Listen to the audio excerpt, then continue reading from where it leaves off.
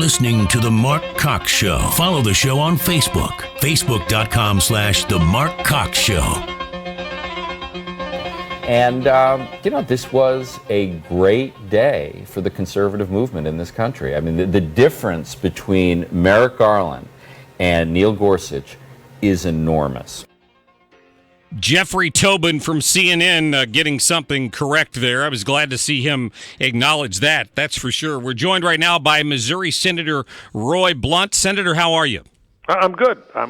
Mark, and good to be talking to you again. Good to see you the other night in St. Louis, and I actually agree with Jeffrey Tobin for a change. Yeah. It is a great day for conservatives in America, and very few things that this president will have a chance to do or this Senate will have a chance to do that have the long-term impact of a Supreme Court nomination. I mean, remember, Antonin Scalia, appointed by Ronald Reagan, served on the court 26 years after Reagan left the White House and 13 years after Reagan died. This is the kind of generational change that really only occurs with something like a lifetime appointment to the Supreme Court or one of those courts of appeals right under the Supreme Court. Sure. A lot of people have been lamenting the loss of the filibuster, the change in the rules, claiming that it somehow changes the Senate. What's your take on that? I don't think that's right, and I think it's not hard to find people that sort of overthink things and don't really.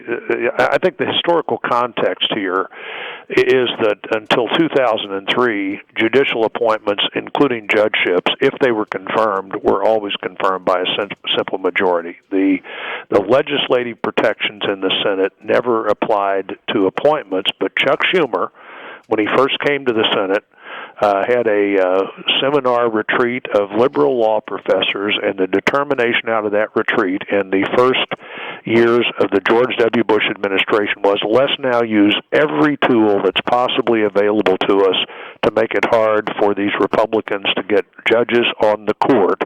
And so this is really only about 14 years old. The first 214 years of the country's history, judges always, if they went on the court, went on by a simple majority, and there was never a partisan filibuster on the court in that same 200-year-old period of time. Perspective is everything, and I appreciate you putting that in perspective for us. It doesn't seem quite as dramatic when you think. Let me say while we're here too, I'm some of your callers and I will not agree with this. There'll be days when I even will wonder if I agree with it, but I do think the legislative protections in the Senate matter.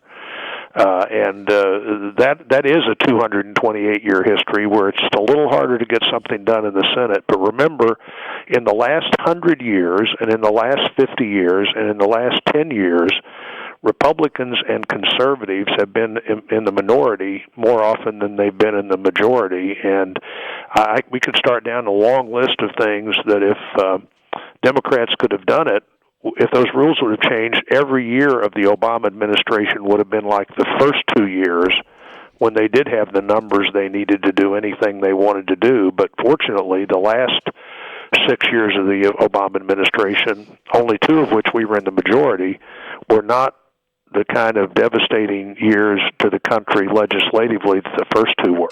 Right. Very true. Let me switch to Syria for a moment. Former Ambassador John Bolton said last night the Obama era in American foreign policy ended. What's your take on our reaction to Assad and the gas? Well, John Bolton is almost always right, and I think he's right on that front as well. I think there's a lot to look at here and feel good about. One is the president surrounded himself with a very capable foreign policy team. He's shown his own ability to look at new events and look at things and be able to look at those events in a different way. I think sent a strong message. New sheriff in town. The red line that's been out there a long time finally going to be enforced, even though it wasn't a red line drawn by this president. And to our friends, the message is America is there to rally around to try to see that the right things happen in the world. And to our adversaries, there's a message here that this a new day, and if you're Russia or if you're Iran, you should be thinking about that. And frankly, Mark, I think it's pretty significant with what's happening in North Korea that the president made this decision while the leader of China was in the same building with him. And this has got some important overtones, I think, for China as we talk to them about the importance of them doing everything they can to help solve this very dangerous North Korean problem. Senator Blunt, a lot of my callers today have called in here with questions about what evidence we had that Assad did this, and are we sure that they were involved? And I've said I don't quite know the answer to that. My understanding was the U.S. Senate was going to be briefed on this, or were that just Intelligence Committee members who were being briefed? Well, today? I'm on the Intel Committee, and Okay. we had some discussions about this yesterday. Today, the whole Senate was briefed, and I was at that briefing as well. I think there's really no doubt that Assad was involved, that these chemical weapons were weapons that they were willing to use.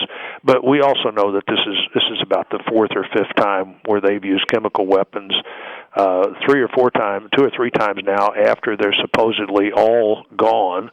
And even if they weren't using chemical weapons, these people have been dropping barrel bombs out of helicopters into residential neighborhoods. They have killed tens of thousands of women and children and innocent civilians, men, women, and children.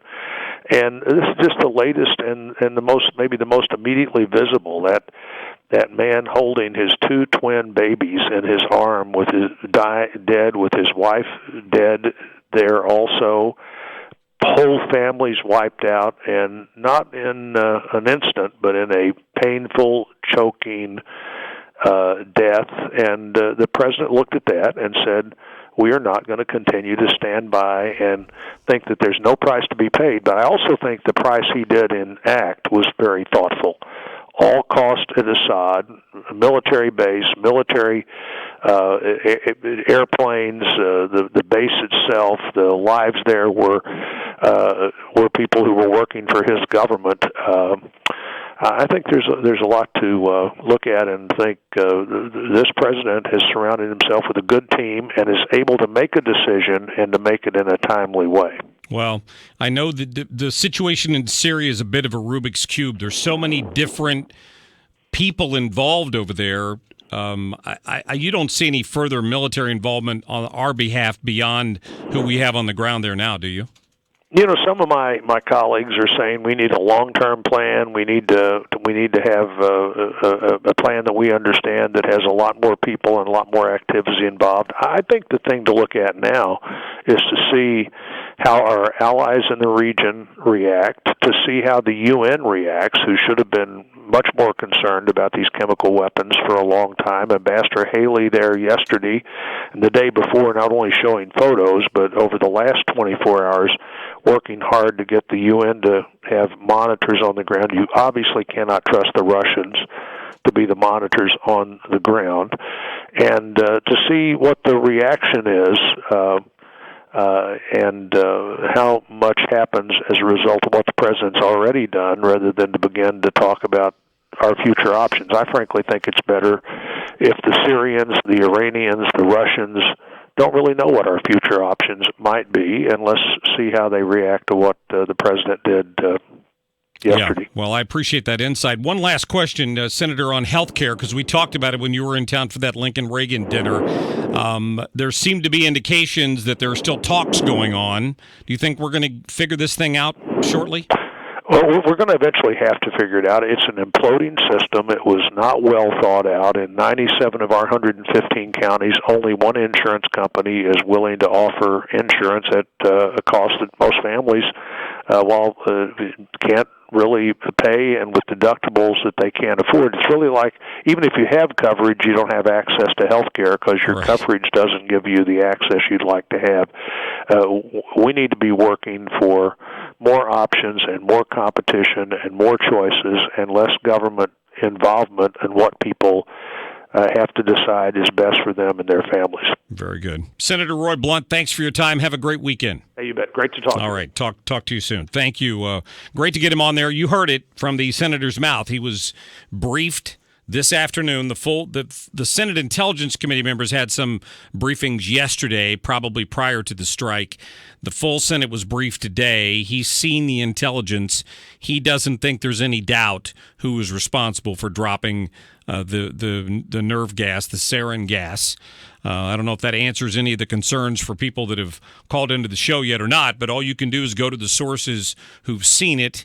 And you can bet your bottom dollar that if there are Democrats on the committee who don't believe the intelligence was solid, you're going to hear about it in the New York Times or ABC or CBS or NBC this evening on the evening news. So, all right, 314-969-9797, 866-455-9797. The phone number's down here.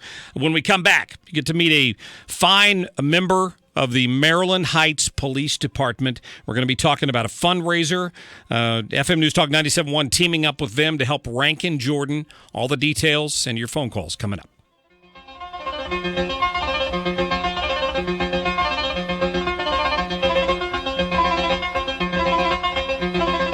This is the Mark Cox Show. Air Comfort Service Heating and Cooling. Weather with Dave Murray. Plenty of sunshine on this Friday. Light wind.